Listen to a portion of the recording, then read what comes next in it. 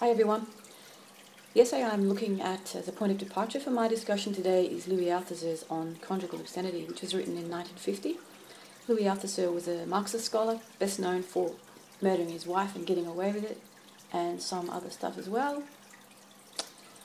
The essay pertains to a specific program run by the Roman Catholic Church in France in the 1950s, in which Althusser outlines the consequences of conflating two opposing principles, namely the sacred and the profane, in a way which binds individuals more inexorably than they previously had been.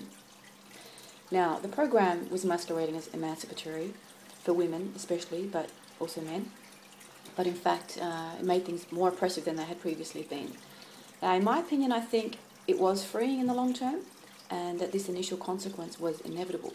That may be a topic for another debate.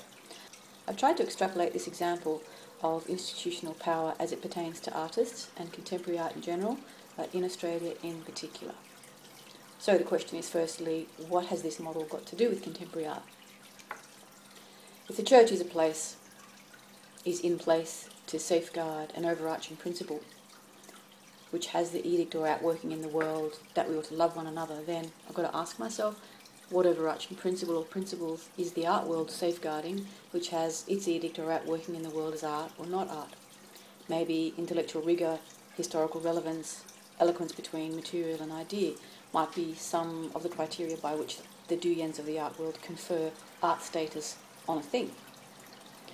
So following this model, I have to ask the question, has the institution which generates and governs art abused its power? Maybe this is a discussion point for the class.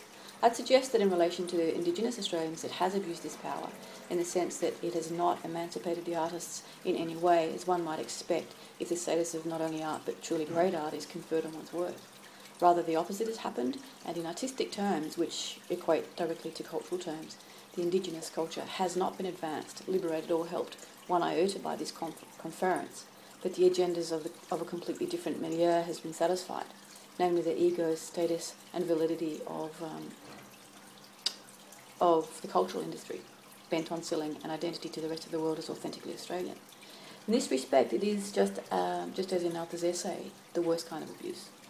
It also begs the question, what's the difference between the culture industry and art institution? Pardon me, it would seem that the arguments Althusser raises against the church can equally be raised against the art institution.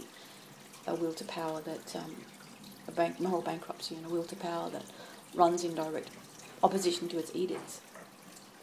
Taking the case of Aboriginal art, it's worth tracing its phenomenon to better understand the nature of the abuse at hand and understand how it relates to Althusser's essay. The obscenity Althusser refers to is that of the conflation of the sacred with the profane. This is exactly what happened with the transmutation of the Indigenous sacred object and story into commodity. While embracing this apparent emancipation with vigour, it turns out to be a further form of repression, but in a more obscene way than previously. Yurawala, the Eastern Arnhem Land painter, painting his traditional stories onto bark so that their importance could be explained to the invaders, came away saying, well, thanks for the MBE and thanks for the fancy art award, but what about our culture? His images are equivalent to the Lindisfarne Gospels, which, if removed from their context and shown in the museums of a conquering race, would horrify us for their descent into iconoclasm, and imagine our degradation once the imagery therein was taken out of context and used for gains fundamentally opposed to those stories. In an anti-materialist society such as existed in Australia prior to European takeover, in a place where the land owned you rather than the converse, there was no such thing as art as we understand it in our society, a secular commodity or even realm of intellectual discussion and debate on all kinds of matters pertaining to the structure of the culture. The culture was complete, a complete cosmology, not in need of improvement, which ensured the longevity of the ecosystems fundamental to long-term existence.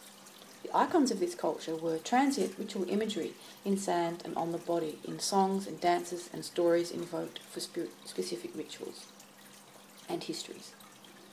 The making permanent of these icons was instigated by anthropologists who asked for copies to be made on transportable bark panels.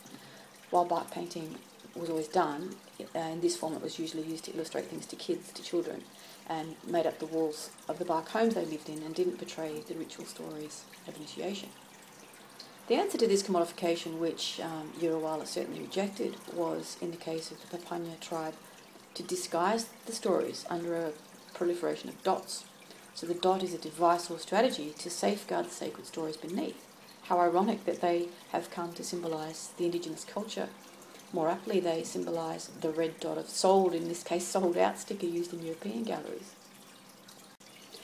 So in this respect, you can see directly the outworking of the idea of a marriage between the sacred and profane, which is purporting to emancipate, where it's actually denying and tying up.